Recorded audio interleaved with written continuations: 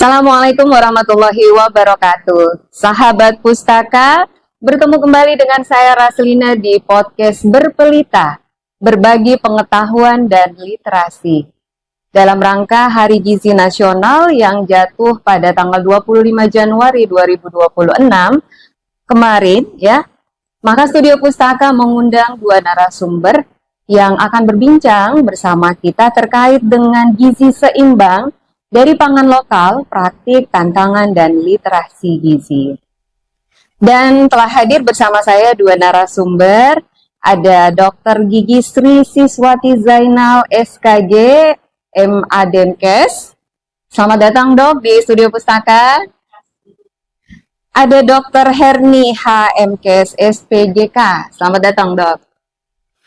Baik, sahabat Pustaka, sebelum kita berbincang terkait dengan gizi seimbang dan pangan lokal, ya, mungkin saya ingin mengajak dua narasumber terlebih dahulu untuk flashback, ya, kilas balik mungkin waktu masih di bangku sekolah atau di kuliah, mungkin dokter-dokter ini punya memori yang indah ataukah punya pengalaman menarik terkait dengan perpustakaan. Mungkin bisa dimulai dari Dr. Sri, silahkan. Oke, terima kasih. Assalamualaikum warahmatullahi wabarakatuh. Saya moderator, Ibu Dr. Herni. Sebelumnya saya ucapkan dulu ya, selamat Hari Gizi buat semua teman sejawat yang penanganan gizi. Selamat Hari Gizi. Semoga dengan kebersamaan kita sama-sama bisa menyelesaikan masalah-masalah yang berhubungan dengan gizi yang ada di sekitar kita. Hari ini saya ditanya masalah pengalaman perpustakaan ya, jadi saya flashback ke belakang. SMP kami itu sudah memiliki perpustakaan, jadi setiap habis pelajaran kami meluangkan waktu memang bersama-sama membaca buku yang ada saja. Jadi memang kami sudah dibiasakan untuk ayo dong baca, mau buku baca masalah kesehatan, masalah keluarga, masalah pendidikan, masalah drama, itu kami memang dimotivasi dulu untuk belajar membaca aja. Tapi tadi saya ekspektasi loh. Saya tadi sempat ke bawah ya, jadi sebelum sampai ke tempat ini saya melihat ternyata perpustakaan sekarang sudah jauh dari ini, yang dulu cuma buku, sekarang ternyata sudah sangat berkembang. Jadi memang proses adaptif itu memang harus selalu ada, jadi apresiasi. Terima kasih. Oke, ke Dokter Heri. Mungkin ada memori indah terkait perpus, dok? Saya itu dari kecil hobi membaca. Ya, jadi dulu itu saya hampir semua bacaan saya baca. Mulai dari yang bacaan yang sebenarnya belum bisa dibaca waktu SD. Iya, kayak majalah Kartini mungkin ini sudah. Termasuk itu Ancer, Aneka Cemerlang. Iya, jadi saya paling suka kalau misalnya di sekolah itu ada jam pelajaran kosong, Pak. Waktu itu kan belum ada secara resmi ruang perpustakaan, jadi tapi di ruang guru itu ada banyak buku bobo apa majalah-majalah Nana itu. Jadi kepala sekolah bawakan kita satu-satu dapat buku bacaan, dan itu momen yang sangat saya suka dan sampai sekarang masih sangat berkesan. Dan waktu itu kan bacanya dongeng, bacanya ilmu sekilas. Kan kalau majalah itu kan macam-macam. Ada fakta, ada dongeng, ada fabel, ada itu apa yang Brahmana awal. Iya. Ada itu. Jadi saya penasaran dengan seri-seriannya gitu. Intinya menanamkan dulu kesukaan membaca, nanti setelah itu akan berefek ketika kita sudah sekolah dewasa, akan sangat berefek kalau misalnya kita dari awal memang sudah suka membaca. Iya, jadi punya pengalaman yang indah ya terkait dengan saya pernah punya rencana bikin ini perpustakaan di rumah. Iya, jadi sekarang itu saya punya koleksi buku lumayan banyak, dan meskipun jarang sekarang disentuh, tapi setidaknya saya berharap anak cucu saya nanti masih bisa. Iya, kayak gitu. Jangan tunggu anak cucu dok, sekarang juga sudah bisa eksekusi. Mulai dari sekarang ya. Sudah sambil ini saya di rumah tuh masih ada buku yang belum dibuka. Belum dibuka sampulnya. Rajin beli tapi belum sempat. Ya. Baik-baik ya. Oke, supaya sahabat pustaka bisa mengenal kedua narasumber kita lebih jauh, mungkin bisa diceritakan Dokter Sri latar belakang serta tupoksi dokter sekarang ini. Jadi profesi saya dokter gigi. Nah, jadi saya seorang dokter gigi memulai karir sejak PTT, sudah pernah diberi amanah sebagai kepala puskesmas di Kalosi, kemudian CPNS masuk di Bungin sebagai kepala puskesmas Bungin, kemudian diamanahkan lagi sebagai kepala puskesmas Malua, kemudian sebagai kepala puskesmas Kota Enrekang, lanjut sebagai kepala bidang pelayanan rumah sakit Mesentren Upulu Enrekang, kemudian direktur rumah sakit umum Hajat Puang Sabe, dan kepala bidang kesehatan masyarakat Dinas Kesehatan ya. Dan kemarin per 31 Desember definitif yang sebelumnya PLT 1 Agustus 2025 sebagai PLT Kadis Ketahanan Pangan, dan pimpinan memberikan amanah sebagai Kepala Dinas Ketahanan Pangan di tanggal 31 Desember kemarin. Ya, jadi harus paham bahwa apapun yang diberikan pimpinan pasti memiliki kebijakan, memiliki pandangan tersendiri. Sebagai tim dari beliau, sebagai OPD terkait, kita harus adaptif cepat. Jadi memang literasi itu diperlukan. Jadi dimanapun kita bertugas, sekarang saya punya tupoksi bagaimana membuat kebijakan, merumuskan kebijakan, menganalisa itu semua untuk kebijakan pangannya sekarang. Oke, baik. Dokter Herni, silakan.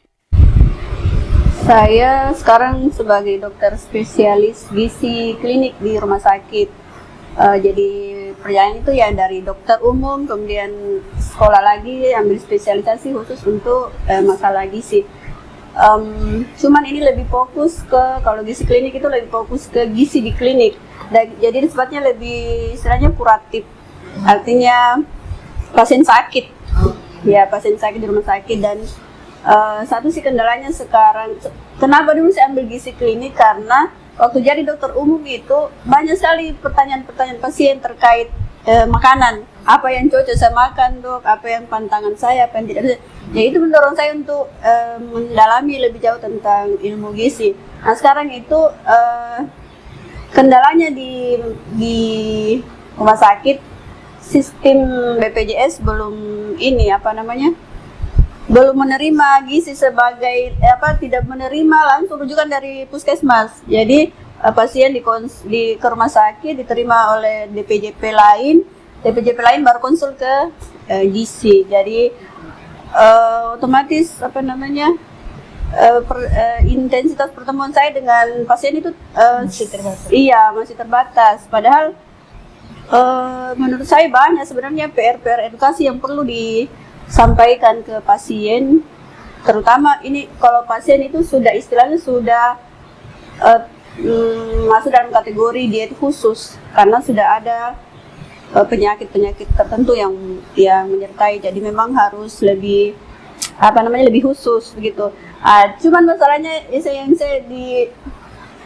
yang sering saya temukan di lapangan kan gitu, di klinik, pasien itu datang sudah dengan berbagai macam pantangan. Jadi diet itu diartikan oleh pasien sebagai pantangan. Jadi tidak boleh makan bolu, tidak boleh makan sayur hijau, kacang-kacangan, santan, tidak boleh. Jadi itu diet itu kemudian menginginkan tidak boleh. Jadi banyak pasien yang akhirnya datang dengan kekurangan gizi malah karena banyak sekali tidak bolehnya seperti itu. Baik, nih kita ke tema gizi sekarang ya. Nah, kalau kita bicara gizi seimbang, ini saya ke Dokter Herni ya.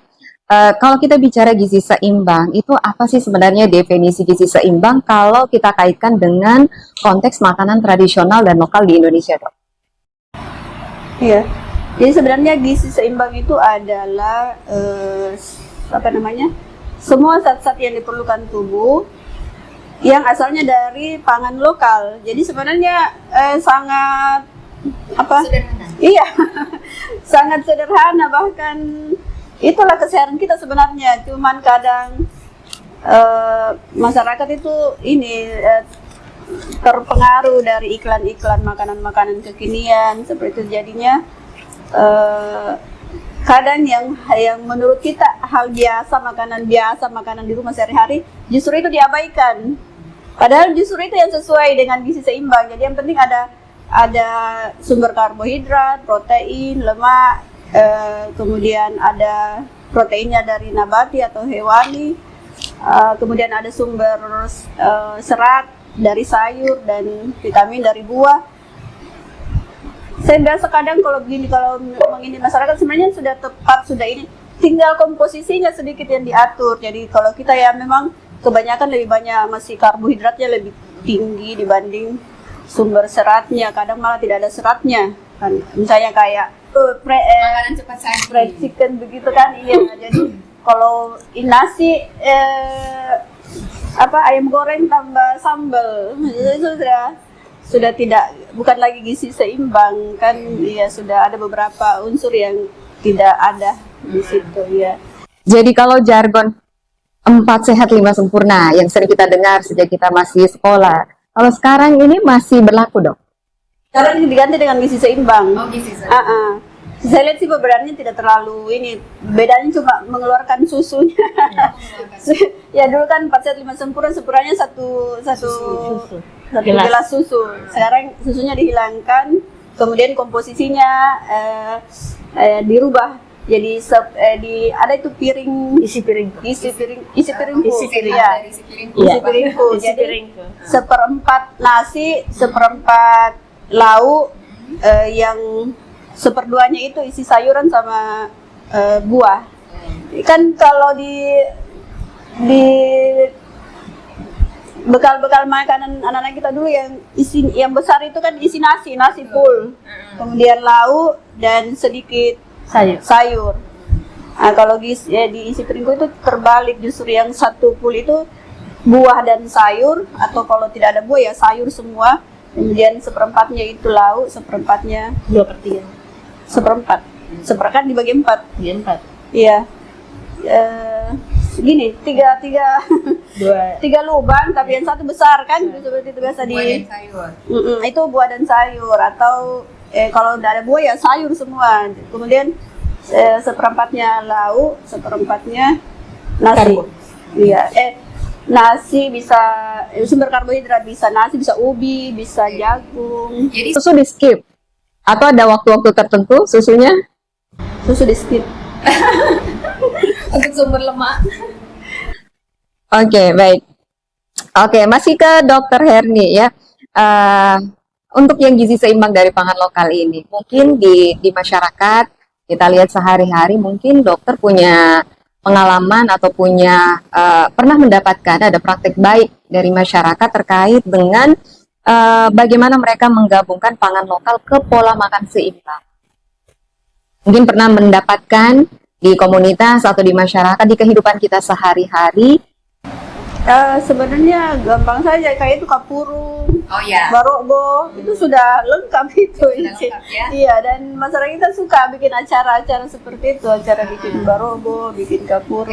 Sahabat pustaka, kapurung, barokbo, makanan tradisional itu menurut dokter spesialis gizi kita itu sudah mencukupi untuk gizi sudah ada. Ya? Kapurung kan sebagai sumber karbohidrat, terus ada sayur-sayuran, ada ikannya sebagai sumber protein. Lengkap sebenarnya, bisa tambah cemilan buah, ya. Oke, nah ini masalahnya mungkin di ibu-ibu nih, Dok. Biasanya apalagi kalau untuk ibu bekerja kan kita sukanya satset begitu. Nah, kira-kira bagaimana ini menyusun menu harian seimbang dengan bahan-bahan lokal yang mudah ditemukan di pasar tradisional?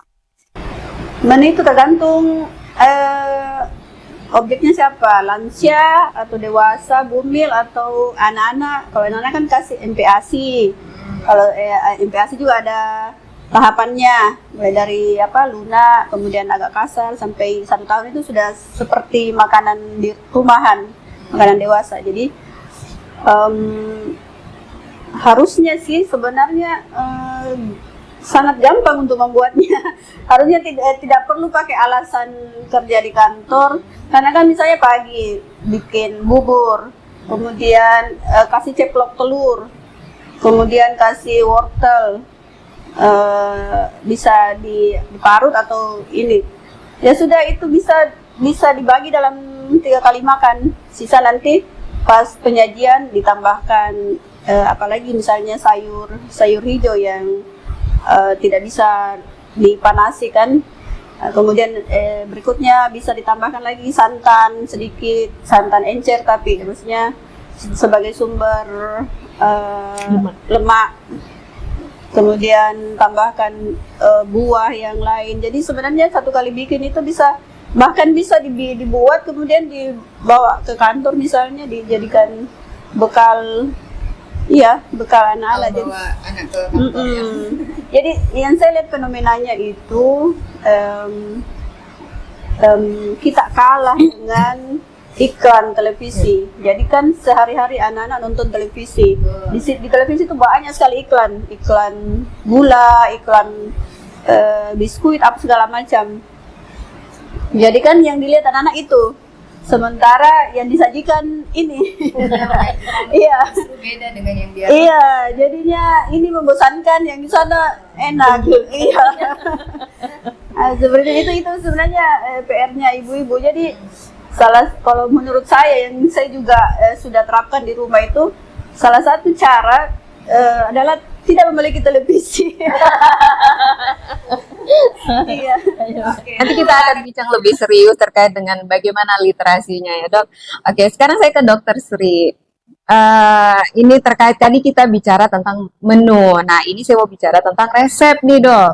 Resep, mungkin dokter Sri punya resep ataukah ide pangan keluarga yang praktis, bergizi dan berbasis bahan lokal yang bisa dibagikan kepada sahabat pustaka. Oke, kasih. Jadi kalau kita berbicara pangan ya, jadi pangan itu semua produksi baik dari tanah, air yang menjadi bahan makanan manusia itu adalah masuk di pangan. Sehingga memang pada saat kita berbicara pangan berarti ketahanan pangan, berarti kemandirian pangan. Kalau kita berbicara kemandirian pangan berarti rumah tangga kita berbicara skala kecil.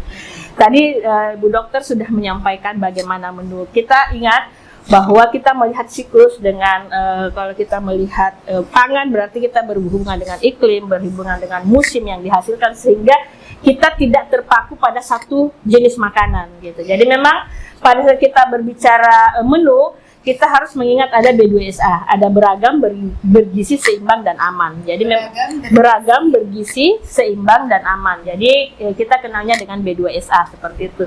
Dan saya rasa Kabupaten Nrekang itu tidak kekurangan bahan. Jadi misalnya pada saat kita berbicara musim pepaya gitu lagi, ini buah naga gitu kan. Jadi saya rasa Kabupaten Nrekang untuk produksi yang ada dengan musim yang ada, jadi kita tidak mengkulturkan atau kita tidak membatasi diri kita bahwa harus yang seperti ini, tetapi kita harus bijak melihat bahwa pada saat musim-musim tertentu ini yang banyak, kita sarankan kepada masyarakat bahwa semua makanan atau semua buah-buahan yang dihasilkan itu bervariasi sehingga mengandung vitamin dan gizi yang berbeda yang dibutuhkan oleh tubuh. Yang pertama itu dulu. Yang kedua adalah kita juga harus bijak melihat bahwa menu pangan itu dengan lahan yang sederhana, dengan konsep yang sederhana, misalnya pemanfaatan pekarangan.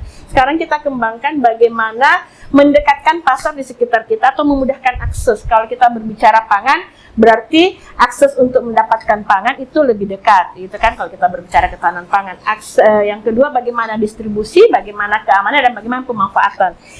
Pemanfaatan dengan cara yang sederhana, lahan-lahan yang sempit atau menggunakan bahan-bahan bekas seperti misalnya tempat-tempat bekas minyak ya, itu kita jadikan tempat wadah untuk menanam sayuran, kemudian ada kolam-kolam kecil untuk tanam ikan sebagai sumber protein, atau misalnya pelihara ternak misalnya ayam gitu kan, yang telurnya kita bisa ambil. Jadi saya rasa sebenarnya butuh memang kolaborasi bersama di lapangan, bagaimana kita melakukan pemberdayaan, bagaimana melakukan penggerakan di masyarakat bahwa kemandirian pangan, dalam hal ini ketahanan pangan, untuk ketahanan pangan keluarga itu kita bisa lakukan seperti itu ya. Berarti untuk mendapatkan pangan yang praktis bergizi sebenarnya tidak perlu mahal-mahal ya? Tidak perlu mahal-mahal. Jangan, tadi dokter sudah menyampaikan iklan ya, jadi memang ini adalah tantangan buat kita. Itu fakta di lapangan bahwa iklan itu kadang lebih menarik, tetapi ini juga tantangan buat kita semua dari segi literasi juga, dari segi penggerakan juga, dari OPD terkait juga, semua sektor kita turun. Yuk kita sama-sama bahwa pangan lokal yang ada di Kabupaten Nrekang adalah pangan yang betul-betul jauh lebih bagus sebenarnya. Jangan jauh-jauh, kita punya dangke ya. Saya rasa Kabupaten Nrekang saja yang punya dangke. Saya ingat pengalaman saya waktu saya kepala Puskesmas Malua. Jadi dangkenya ini sudah berproses, ada kan sisanya, sisa airnya ya. Itu masih kita jadikan makanan PNT di posyandu. Jadi kuahnya itu, kuah dangke ini kita jadikan menjadi sup. Kita campurlah wortel, kentang yang dihasilkan oleh Kabupaten Nrekang sendiri. Jadi pangan lokal ini kita jadikan bahwa dengan nilai gizi yang sangat dibutuhkan, sehingga masalah-masalah sosial misalnya kalau kita berbicara nasional ada stunting ya, Kabupaten Nrekang termasuk tinggi. Sebenarnya dengan langkah sederhana pemanfaatan pekarangan, kemandirian rumah tangga dalam hal ketahanan pangan itu kita bisa wujudkan. Jadi step by step kita selesaikan melalui ketahanan pangan. Oke, baik. Nah, sekarang kita ke perilaku makan ini, Dok. Seberapa penting sih literasi gizi dalam mengubah perilaku makan? Nah, lalu metode edukasi apa yang paling efektif menurut dokter? Kalau literasi itu dia sangat urgent malah. Kalau saya literasi itu betul. Kita sekarang bersaing dengan bukan cuma televisi sekarang ya, dengan medsos. Itu iklan-iklan itu sangat luar biasa. Sehingga memang kita pun yang duduk di pemerintahan dan yang melakukan penggerakan itu kita harus paham. Salah satu langkah yang kita ambil melalui literasi.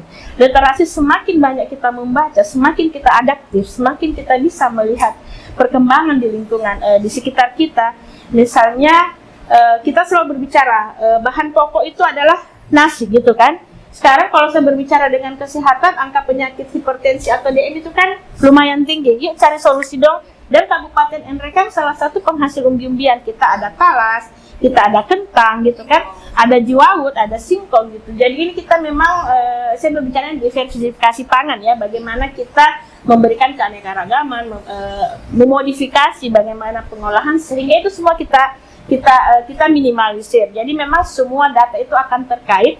Misalnya angka penyakit hipertensi semakin tinggi, angka penyakit diabetes melitus semakin tinggi selain pola hidup ya, misalnya tetap melakukan aktivitas fisik ya, tetapi pada saat kita membaca literasi di sekitar kita, saya rasa misalnya anak-anak kita ajak di sini mungkin ada pohon di halaman tadi saya lihat pohon pepaya, mungkin dengan literasi itu sambil anak-anak kita bawa ini ya, ini namanya pohon pepaya karena kan jangan sampai cuma gambar yang dia lihat. Jadi ini pohon pepaya, kandungan gizinya seperti ini, vitaminnya seperti ini, cara pengolahannya seperti ini gitu. Jadi memang literasi itu bukan cuma sekedar membaca, tetapi bagaimana kita memberikan edukatif, bagaimana kita memberikan contoh yang dalam gerakan langsung bahwa oh iya memang ternyata membaca itu bukan sekedar memahami saja, tetapi mempraktekkan seperti itu. Dan di sekitar kita literasi itu selalu ada.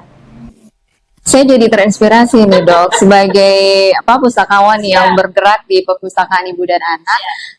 Keseharian kita bergelut dengan dunia anak-anak. Nah tadi itu menarik sekali dok, mengajak anak secara langsung melihat pohonnya, mungkin pohon pepaya, jadi mungkin ini bisa dikolaborasikan ya dok, dari ketahanan pangan ke sini untuk memberikan literasi terkait. Sekarang Dinas Ketahanan Pangan sudah mulai loh.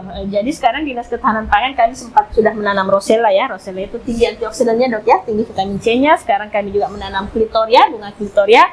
Di pekarangan belakang kami juga ada. Beda ya dok, rosella sama beda dok. Satu warna ungu, satu warna merah gitu ya. Sama-sama hampir sama untuk meningkatkan antioksidan tubuh gitu ya dok ya.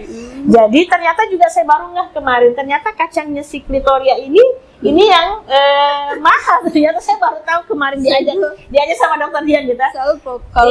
Salpok saya kalau dibilang klitoris. Ya, karena memang modelnya dok ya, jadi dia sudah klitoris gitu. Klitoria ternaknya memang bahasa Latinnya. Terus di kantor ketahanan pangan itu kami sudah mulai memanfaatkan pekarangan ya. Jadi kami ini sudah tanam terong, kemudian ada sayuran, ada jahe merah, ada banyak sekali kemarin kami tanam, ada singkong. Jadi itu boleh. Jadi bolehlah sekali-sekali kami sambil membenahi.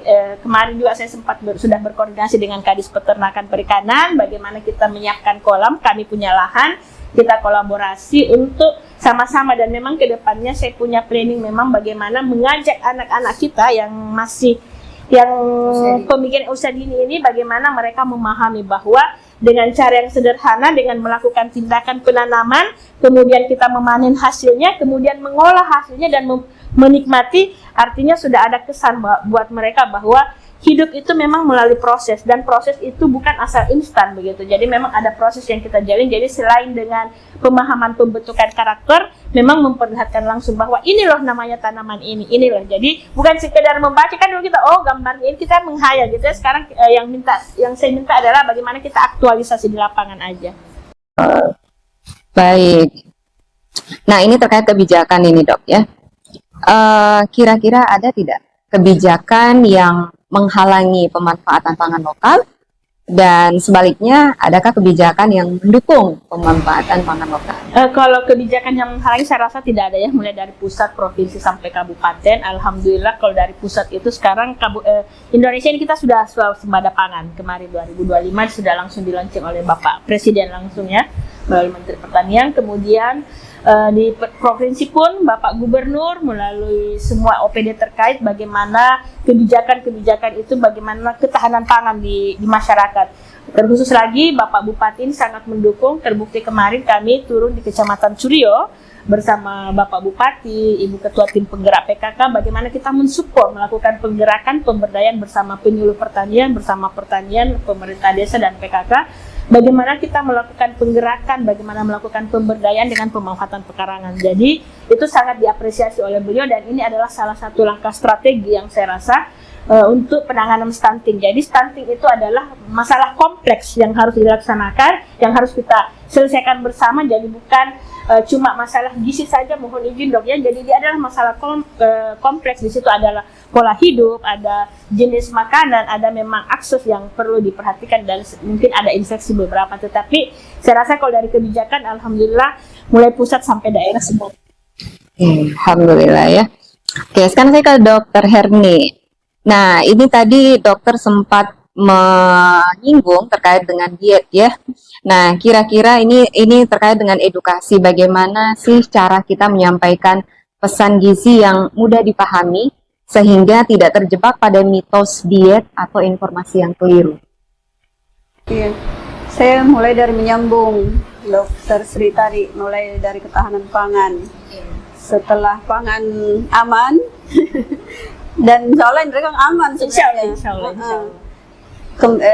Lanjut ke edukasi ke, terutama yang pertama itu ke bumil. Jadi kalau di benak saya itu edukasi tentang gizi itu harus sejalan dengan mulai dari pemeriksaan kehamilan, mulai dari jadi begini, ke dokter atau ke bidan itu bukan hanya memeriksakan kandungan, tapi dari situ sudah mulai diedukasi bagaimana setelah bagaimana sementara hamil dia harus makan makanan yang bergizi. Kemudian setelah melahirkan nanti menyusui, apa yang harus dilakukan. Kemudian sampai ke MPASI, edukasinya itu terus berlanjut. Jadi gini, saya sering mendapat pertanyaan dari ibu-ibu, anaknya sudah usia 3 tahun, 5 tahun, Dok, anakku malas sekali makan. Vitamin apa yang bisa aku kasih supaya nafsu makannya bertambah? Atau tidak mau sekali makan ini, jenis ini, tidak mau sekali makan kacang hijau, tidak mau sekali makan ini. Saya kadang cuman merenung sebentar, kemudian saya pikir ini sebenarnya bukan kesalahan anaknya, tapi kesalahan dari awal, kesalahan ibunya. Karena harusnya sejak MPASI itu semua makanan harus diperkenalkan. Jadi ketika MPASI itu sebenarnya anak-anak belum minta, belum berani nolak juga, belum ada ininya. Jadi di situ kesempatannya ibu-ibu untuk memberikan semua jenis sayur. Jadi ketika sayur dan semua jenis makanan itu masuk ke dalam tubuh si anak sudah punya memori tentang makanan itu. Jadi nanti setelah usia-usia SD, usia sekolah, anak-anak kan sudah bisa memilih. Tapi ketika ada memori tentang makanan itu, reaksi penolakannya akan berbeda dengan anak-anak yang sama sekali memang tidak diperkenalkan. Iya, jadi itu kadang yang ibu-ibu kita semua kadang tidak menyadari seperti itu. Padahal itu bisa diajarkan. Ditambah lagi kalau misalnya usia sekolah, seperti yang tadi di Dokter Sri katakan, di sekolah diajarkan tentang tumbuhan ini, diperlihatkan tanamannya, kemudian apa namanya, saya juga punya satu ini sebenarnya seandainya Pemda gitu kan punya satu channel edukasi masyarakat, kan kita tidak bisa menyuruh orang stop beli televisi, stop menonton televisi. Jadi bagaimana caranya supaya ada siaran daerah gitu yang isinya banyak edukasi tentang pemanfaatan lingkungan, tentang hidup sehat dan sebagainya itu.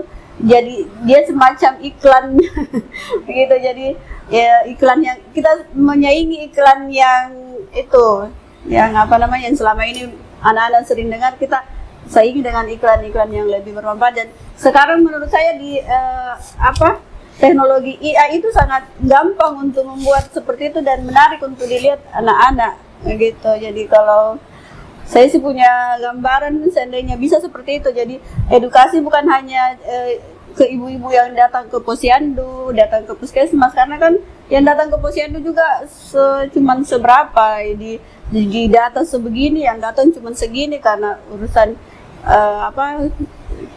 pekerjaan lah misalnya ya. Jadi kalau di siaran di televisi kan pulang ke rumah malam sambil istirahat bisa. Iya, seperti itu. Oke, terkait dengan teknologi tadi sempat di-spill sama Dr. Herni ke Dr. Sri ini. Adakah teknologi atau inisiatif yang menurut dokter itu efektif untuk meningkatkan akses dan konsumsi pangan lokal? Saya rasa itu melalui diversifikasi ya. Jadi pada saat kita berpikir teknologi itu sekarang ini sudah banyak hasil-hasil yang didukung dengan teknologi, tetapi saya berbicara di ketahanan pangannya dulu. Misalnya pada saat berlebih hasil panen yang agak banyak gitu ya, mungkin ini yang kita bisa olah gitu, ini kita bisa olah sehingga harga tidak anjlok, jadi tidak merugikan juga para keluarga petani kita, karena kalau rugi kan akan terancam lagi ketahanan pangannya, artinya ekonominya turun, berarti kemampuan daya beli pangan akan turun juga gitu. Jadi sudah berlaku dok? Belum. Ini sementara, pemerintah sekarang sudah mewanti-wanti melalui pimpinan ya, kita sudah disampaikan bagaimana misalnya pengolahan hasil pertanian yang misalnya lagi banyak produksinya itu, bagaimana kita mengolah ya seperti tomat ya dengan kandungan vitamin. Kemudian bagaimana distribusinya. Jadi kan alhamdulillah sekarang ini Kabupaten Nrekang ini di tahun 2026 akses juga sudah mulai bagus. Jadi pada saat mungkin berlimpah di daerah misalnya, untuk distribusi ke daerah lain itu akan lebih mudah karena memang akses jalan sudah bagus. Tetapi untuk pengolahan ini melalui Ketua Tim Penggerak PKK juga sudah mewanti-wanti bagaimana kita semua bergerak melalui UMKM, dan pemerintah daerah juga sudah bergerak. Ayo dong kita manfaatkan, kita olah gitu kan. Jadi memang sementara digodok seperti itu. Mohon izin juga loh. Ini Ketahanan Pangan barusan menyelesaikan ya. Jadi kita ada laporan proyeksi neraca pangan, ada siap. Jadi ini semua adalah salah satu indikator ya bagaimana kita menghitung kebutuhan secara skala kabupaten. Jadi kami ada namanya neraca bahan makanan, kemudian ada laporan proyeksi neraca pangan, kemudian ada juga laporan sistem peringatan dini kerawanan pangan dan gizi. Ini kelanjutan dari peta kerawanan pangan. Jadi memang sekarang ini saya by data ya, kami melihat data dengan data yang dikumpul dari beberapa OPD bahwa kita bisa memberikan gambaran daerah-daerah mana saja yang rawan seperti itu. Tapi alhamdulillah untuk Kabupaten Nrekang ini kami sudah sampaikan sama pimpinan dan mereka langsung memerintahkan, karena kita ada inovasi, pemerintah daerah sekarang memiliki inovasi bagaimana pemerintah menyapa desa, dan ketahanan pangan juga bagaimana GPM bergerak. Maksudnya inovasinya itu bagaimana menyapa desa. Memang sekarang kita disampaikan yuk bergeraknya sampai ke desa, sehingga yang masuk dalam kelompok-kelompok yang rawan ini kita bisa support sehingga mereka tidak setengah mati di lapangan. Oke, kita sampai di penghujung diskusi ya.